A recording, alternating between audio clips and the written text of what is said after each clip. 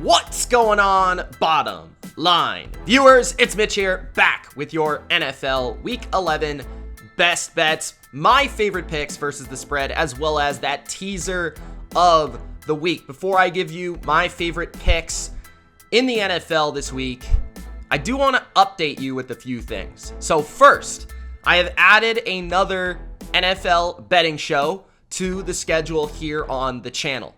Every single Monday, I will be breaking down the early look for every game in the NFL from a gambling perspective, going over the total, going over a spread, and really gauging where I'm at with each and every game. If you're interested in that, make sure that you do subscribe for more NFL betting here on the Bottom Line View. Also, check out my Patreon if you're interested in more in-depth breakdowns of the NFL specific to picking games versus the spread and my actual bets that I place every week in the NFL, because some of these picks that I give for free on YouTube aren't actually games that I'm betting on. They're just recommendations for you. So make sure you check out Patreon, link in the description, for more exclusive NFL gambling content. Now that that's out of the way, Gronk spiked that like button, and let's get started with the best bets of week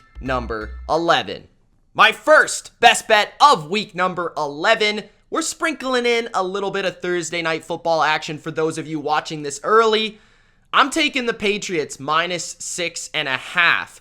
I've already personally bet this at -4, but anywhere under 7.5, I would recommend taking the Patriots to cover at least a touchdown in this game and potentially blow out Atlanta in Atlanta on Thursday night football. The Patriots are playing some of the best football in the NFL. You could argue they are, in this moment in time right now, playing the best football in the NFL, period. They really are playing well-rounded, complementary football. Their offense is actually second in the NFL, only behind the Bills in percentage of scoring drives. Their defense is second in the NFL in allowing scoring drives. They are a dominant football team, yet they are not being treated as a dominant football team by you or by Vegas.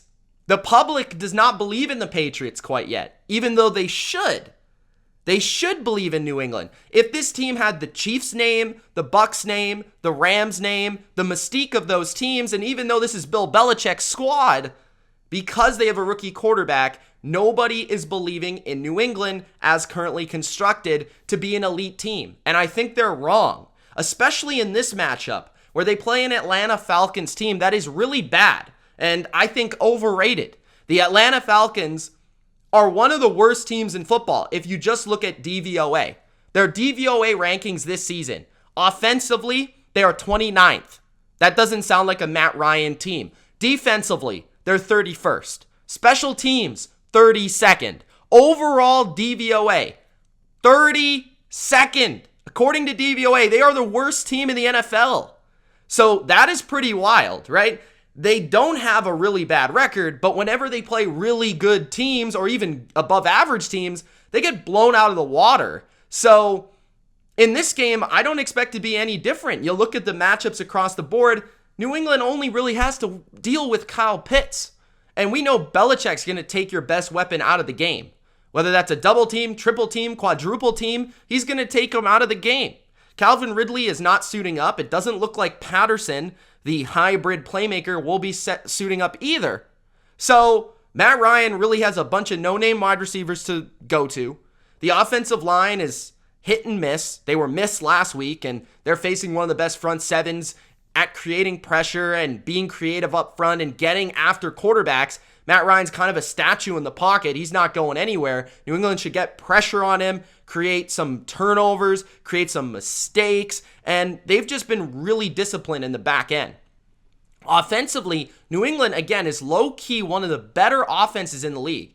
You'd be surprised to know that recently they have been just absolutely dominant in really all facets. I mean, especially the running game, where they've been running people over with Damian Harris and Ramondre Stevenson.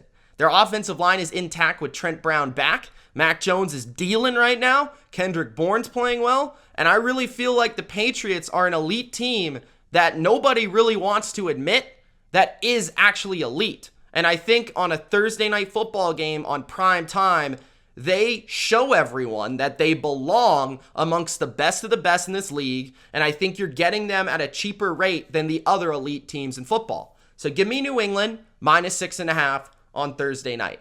My second pick versus the spread and second best bet is the Indianapolis Colts +7.5 versus the Buffalo Bills in Buffalo. We saw this matchup in the playoffs last year. The Colts played them very competitively in their building, in the cold. Phillip Rivers played really well, and I expect no different from Carson Wentz here. And when you remember that game, if you remember it, the Colts were really close to winning that game. If they convert 1 or 2 fourth downs, they probably actually pull off the upset. This is a bad matchup for the Bills, just on paper. The Colts are a very good running football team. They're very good, especially in what is expected to be maybe a chillier game. It's going to be a little cold out there, and potentially even some weather could have an impact on this game. That would favor a team that runs the ball effectively and is more physical and is bigger up front, and that is the Indianapolis Colts. They're a big team on the offensive line. They move people on the offensive line, and Jonathan Taylor is right now, in my personal opinion, with Derrick Henry hurt, the best running back in the league. The Colts will run the ball in this game. I think Carson Wentz will sprinkle in a few play-action shots in this game. He's not going to have to do too much because he'll be in third and manageable, and that takes away McDermott's ability and this defense's ability to be creative in coverage, force you into third and longs, and really get after you. And that's really where the Bills are really good on defense. I think they've been a little bit overrated defensively because they've really feasted on the weak teams like the Jets and company. So the Bills overall are just overrated because they haven't played a lot of good teams. You know, offensively, they haven't seen a lot of good defenses. And when they have played the best defenses, they've kind of struggled. You know, Josh Allen has struggled to move the ball when it comes to playing a team that plays conservative coverage and doesn't allow the big play. And that is the case with the Colts. They play a lot of cover two. They make you really force the ball underneath, pick up your yak, and move to the next play. And Josh Allen sometimes, I love him, but sometimes he wants to go for the big shot. He wants to make a big throw. He wants to make the electric play because that's what he is. That's what Mahomes is. And these two quarterbacks have struggled with this style. And I feel like the Colts, they play to that style. They're going to force you to run the ball. And even when the Bills run the ball, I don't see them having much success versus a pretty good Colts run defense. So the Colts are just a tough matchup schematically. They have a very smart coaching staff.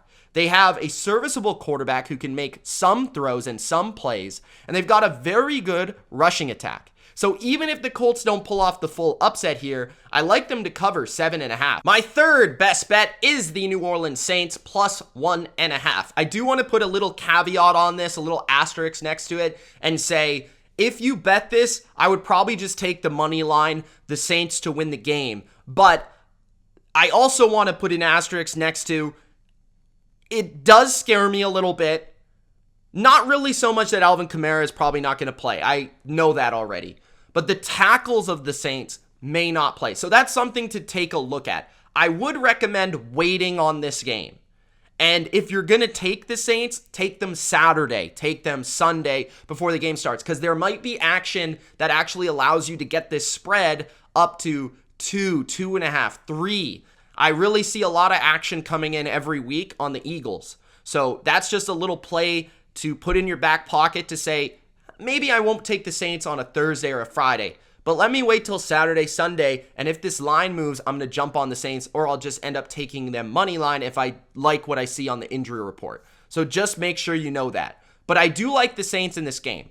And the fundamental reason is because the Eagles have been playing better football. But the reason they've been playing better football is because they've been running the ball better. And they've been running the ball more. And they become a power run team. And they've played towards the strengths of Jalen Hurts. The problem with that is the Saints are the best run defense in football. The Eagles have thrived in their last 3 to 4 games because they played 3 or 4 of the top 10 worst run defenses in the NFL. So they've been able to run the ball at 5 to 6 yards per carry, really be explosive in the run game, and then use their passing game as a complementary option, hit Devontae Smith down the field, create some big passes down the field. Well, that's not going to happen with the Saints, because what's going to happen is if the Eagles decide to play run first, run on early downs, it's going to force you into third and longs. The Saints are going to get after you on third and longs, and that is not where play action is relevant. That is where Jalen Hurts is at his worst, because he's not a consistent, accurate passer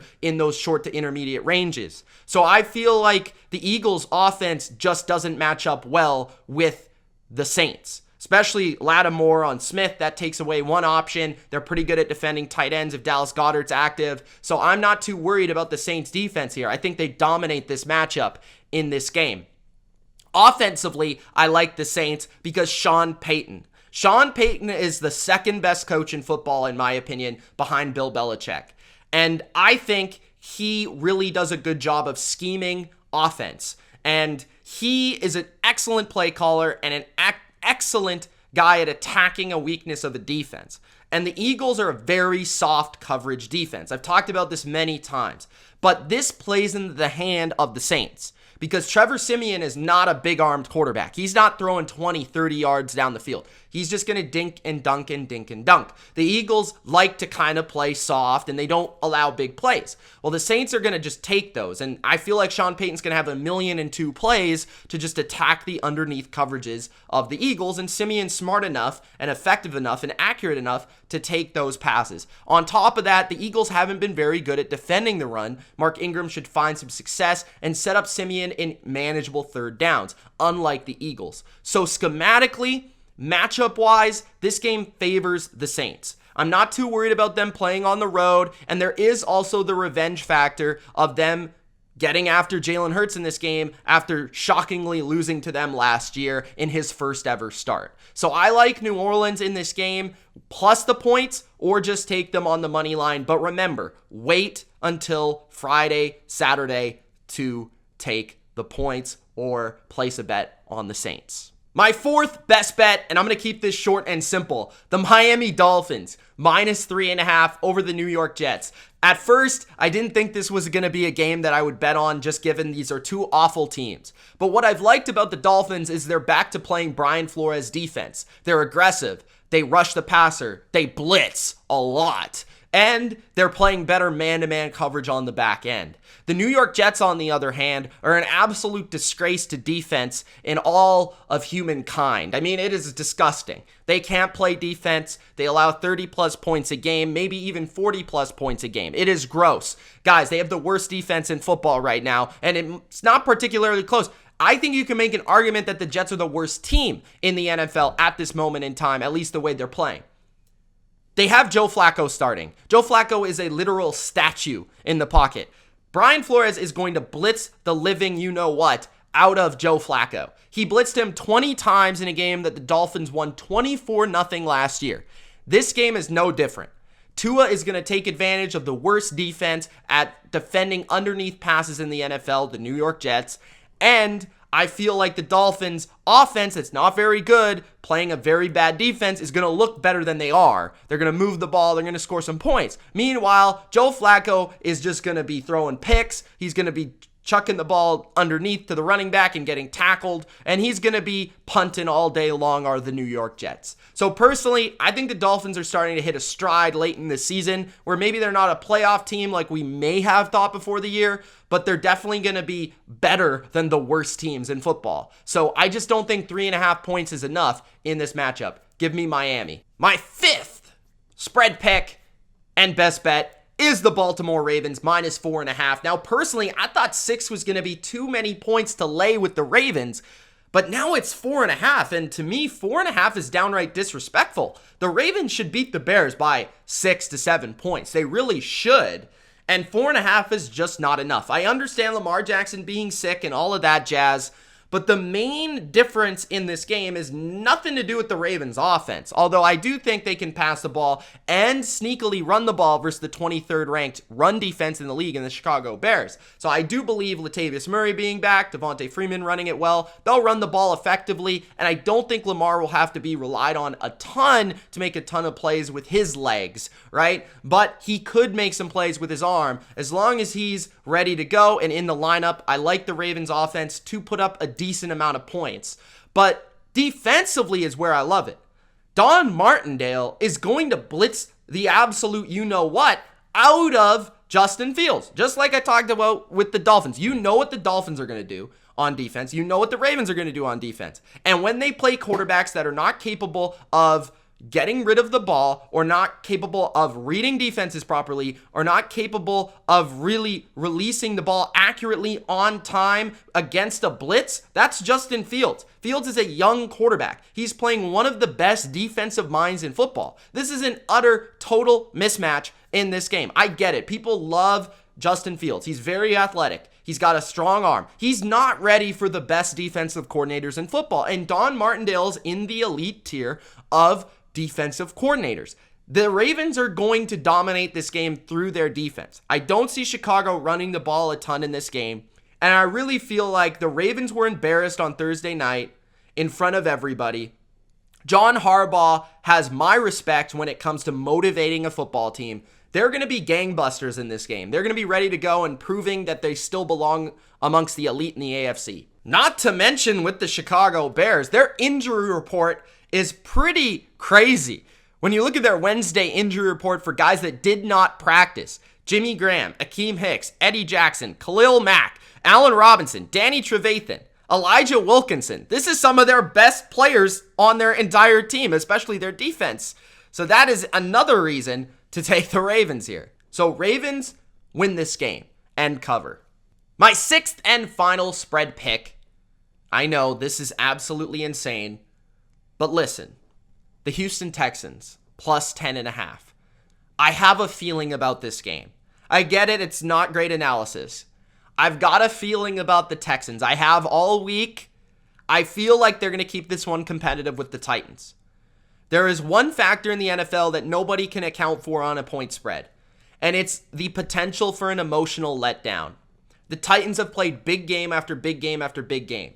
Their offense has looked sloppy in the last couple games, and they have really not scored or moved the ball very effectively. They were actually outgained by over 100 yards by the Saints and Trevor Siemian. So that is a factor. I believe that the Texans, coming off the bye, Tyrod Taylor a little bit healthier, their underrated defense, maybe giving the Titans overrated offense a little bit of fits. I feel the Texans are going to stay and remain competitive, at least to the point that they cover double digits. This is 10.5, which means they could lose by 10 and you still cover this bet. I like it. You look at the injury report for the Titans. Nate Davis has a concussion. Bud Dupree, knee injury. Chris Jackson, hurt. David Long's got a hamstring. Jeremy McNichols is also hurt. They really don't have a lot of weapons to attack any defense. A.J. Brown's the only legitimate option here. Julio is on IR. Derrick Henry's on IR. The Titans, yes, are a good team. You have to believe in what they've done. You have to believe in the wins that they have, the record that they have. But they've kind of been getting lucky given their offense hasn't been producing. So with that low total of 44.5, the third lowest of the week, it's always smart to take the points with the underdog. So give me the Texans plus 10.5 to cover as the underdog against the Titans. The teaser of the week is the New England Patriots minus a half a point, maybe a point, depending on where you're betting, and the Dallas Cowboys plus 8.5. So the teaser of the week, we're taking the Patriots down from 6.5 to half a point, and the Cowboys up from 2.5 to 8.5. I like the Cowboys to probably beat the Chiefs, but if they don't beat the Chiefs, it should at least be a one-score game, and they should be able to keep it within a one score because their electric offense and the way that they can move the ball on the ground or through the air. I just don't think the Chiefs defense has fully solved their issues, and I'm not fully bought into Mahomes fixing his issues either, given that the Raiders defense right now is kind of a disaster. So, teaser of the week, Patriots and the Cowboys. There you guys go. Those are my best bets for week number 11 of the 2021 NFL season. If you enjoyed, don't forget to spike that like button and subscribe for more BLV NFL best bets. Again, you can check me out on Patreon for the bets that I place each and every week, on top of an exclusive preview that I do for only the patrons of Bottom Line View. All right. Enjoy the week. Best of luck. Peace.